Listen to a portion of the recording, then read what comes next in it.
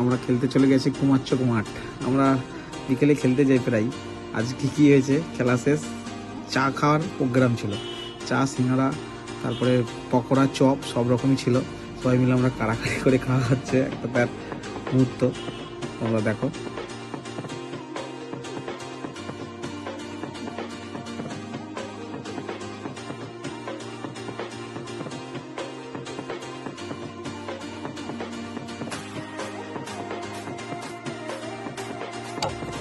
এই যে